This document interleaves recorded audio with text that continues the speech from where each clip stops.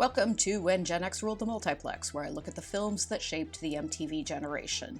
Today's pick, 1984's Night of the Comet, was written and directed by Tom Eberhardt, whose other contributions to 80s cinema include 1988's The Night Before, which starred Keanu Reeves as a high school kid who sells his prom date, played by Lori Loughlin, to a pimp. Filmed on a very low budget of $700,000, Night of the Comet grossed a respectable $14.4 million and went on to become surprisingly influential.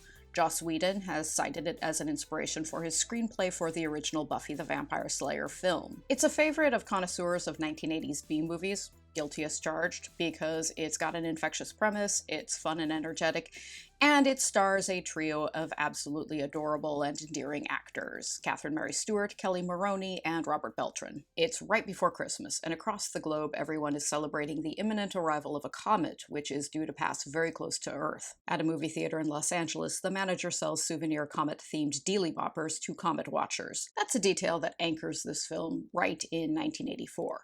For the uninitiated, dealy boppers, they're also known as dealy bobbers, either is fine, are headbands with two springs attached to look like antennae from which are affixed sparkly spheres or stars or other whimsical shapes. They were invented in Los Angeles in 1981 and quickly became a fad throughout the early 80s. As an aficionado of whimsical headgear, I am eagerly awaiting the time when dealy bobbers come back in style. In the theater lobby, an usher named Regina neglects her duties to play the Atari Tempest arcade game. Regina usually holds all the high scores, so she's outraged to discover that someone with the initials DMK has snagged the 6th position. She sets about eradicating their score from existence. Regina is played by Catherine Mary Stewart, who popped up in a lot of B-movies and cult films throughout the 80s. You could pick any title on her filmography from 1980 to 1989, ranging from the sci-fi musical The Apple, to The Last Starfighter, to Weekend at Bernie's, to Night Flyers, and I could happily devote one of these episodes to it. Regina is dating the projectionist Larry, who is played by Michael Bowen, who played Julie's lunk-headed boyfriend Tommy in Valley Girl. Larry has loaned a bootleg print of It Came From Outer Space to someone who has promised to return it to the theater first thing in the morning, so Larry and Regina plan to spend the night in the projection booth. Regina calls home to tell her stepmom she'll be out all night, presumably watching the comet with her science class. She chats with her younger sister Samantha, who is played by Kelli Maroney. Everything I just said about Catherine Mary Stewart also applies to Kelli Maroney.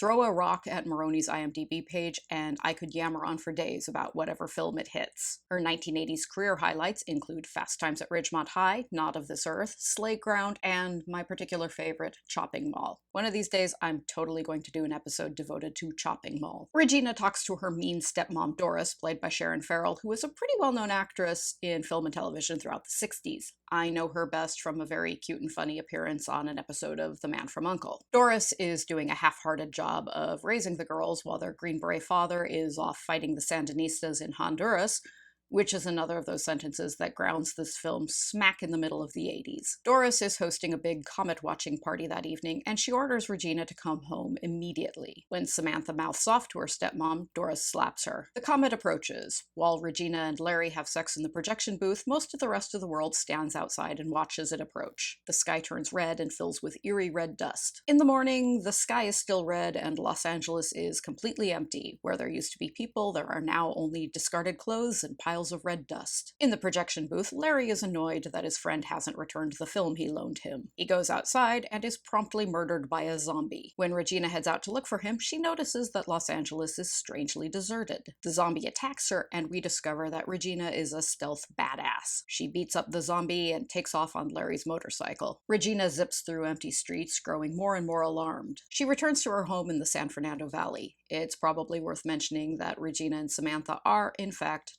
total Valley girls. She finds Samantha in her pep squad outfit on her way to cheerleading practice, blissfully unaware that anything out of the ordinary has happened. After her fight with Doris, Samantha ran away from home and spent the night in a steel gardening shed. As Regina had spent the night in the steel-lined projection booth, Regina deduces that steel protected them from the effects of the comet, which has disintegrated almost everyone else in the world, including Doris and all the guests at her comet-watching party. As Samantha and Regina try to process this, they hear a live disc jockey on the radio, who is apparently oblivious to the end of the world. They drive to the radio station in downtown LA and find it deserted. The disc jockey's patter was pre-recorded. At the radio station, Regina and Samantha are accosted by a young man with a gun who checks to make sure they're not zombies. This is Hector, a truck driver from San Diego, and he's played by Star Trek Voyager's Robert Beltran. Hector had spent the night in the back of his semi-truck with his girlfriend and had thus avoided being disintegrated by the Comet. Upon reaching Los Angeles, his girlfriend was murdered by zombies. The zombies are people who weren't exposed to enough comet dust to be disintegrated, but had a high enough dose to turn them into vicious cannibalistic creatures. While Regina and Hector bicker in a way that clearly disguises romantic sparks, Samantha takes to the airwaves to see if anyone else is alive. They get a call from a team of scientists at a base out in the desert who offer to pick them up and take them to safety. We meet the scientists in their underground bunker, who are mostly a bunch of sinister dudes in jumpsuits, except for Audrey, played by Mary Woronov, who was a regular at Andy Warhol's factory and appeared in Warhol's film Chelsea Girls. Woronov also starred in the 1982 dark comedy Eating Raoul, which also starred Robert Beltran, who recommended her for Night of the Comet. Hector leaves for San Diego to see if there's any chance his mother and sister survived the comet. He promises Regina he'll return as soon as he can. Regina and Samantha raid the Armed Forces Reserve Center in Los Alamitos, where their father used to take them for target practice, and steal automatic weapons. Back in downtown LA, they test out their new guns by shooting up abandoned cars. One of Night of the Comet's best details is the way Samantha and Regina turn out to be ultra competent and ferocious,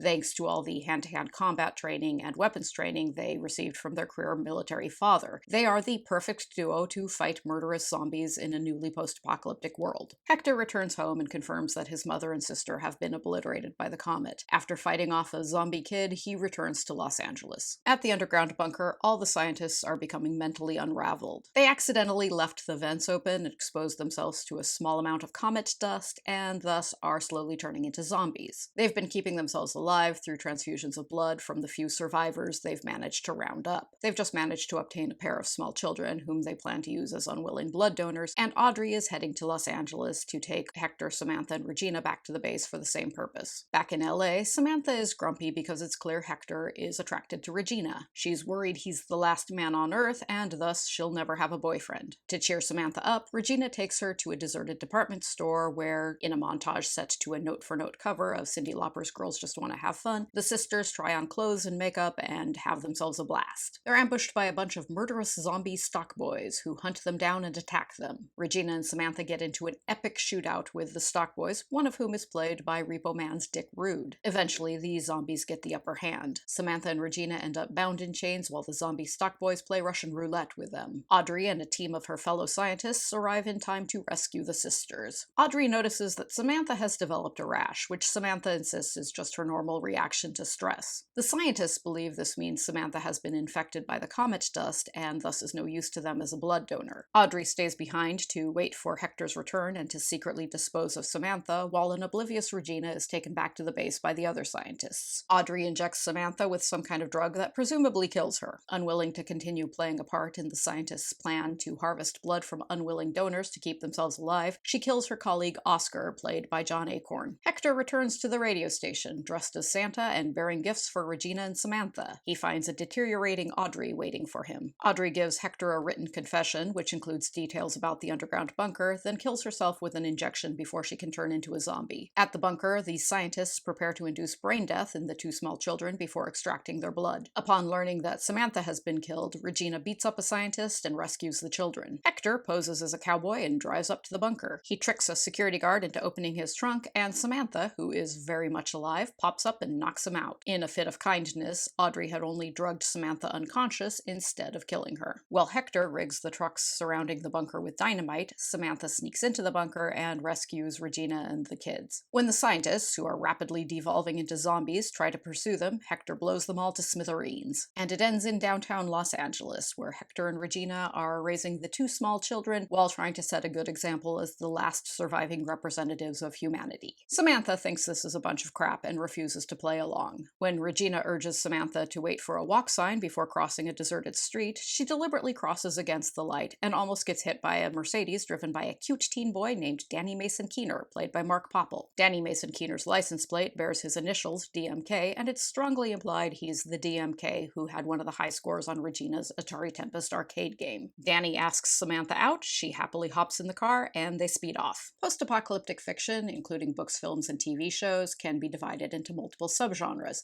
and the subgenre that Night of the Comet falls into is known as the cozy catastrophe. That term was coined by sci-fi author Brian Aldiss in his 1973 book of sci-fi criticism, Billion Year Spree, and it's used to describe a civilization-ending event in which the survivors, freed from the bonds of their former lives, do pretty well for themselves. You may have heard the term cozy catastrophe recently. Back in late March of this year, Wired magazine ran a piece arguing that the COVID-19 pandemic is an example of a cozy catastrophe, in that it's an ongoing global disaster, and yet if you are lucky enough to be financially stable and healthy, you might find the experience of staying home from work and canceling all social obligations and hunkering down at home to be kind of cozy. The Wired piece got some pushback for glossing over the widespread human suffering and death caused by COVID, which is fair. But Night of the Comet does a pretty good job of showing how the people lucky enough to be the survivors in a cozy catastrophe might behave. Samantha and Regina deal with the end of the world in a very frivolous and ironic way by going on a shopping spree and cracking jokes about it, much in the way that many of us are dealing with our current fear and stress and uncertainty by being irreverent and ironic about it. Mostly, though, Night of the Comet is simply a fun, energetic film, and a lot of that comes down to Catherine Mary Stewart and Kelli Maroney, who are just delightful in it. Regina and Samantha are very cool characters. The obvious parallel to Night of the Comet is 1983's Valley Girl, which I discussed several weeks ago, because Regina and Samantha are, in fact, quintessential 1980s Valley Girls. But where Valley Girl's Julie, played by Deborah Foreman, continually chooses the path of least resistance throughout the film, she lets herself be dragged to the prom by Tommy, and she lets herself be dragged out of the prom by Randy. Both Samantha and Regina know exactly what they want in Night of the Comet, from start to finish. And what they want is to chase boys, try on clothes, and shoot zombies while the world ends around them. And they do it with great humor and charm. Next time, shall we play a game? The pursuit of cool new video games almost leads to the start of World War III in the 1983 classic War Games. Thank you for joining me today, and I hope to see you then.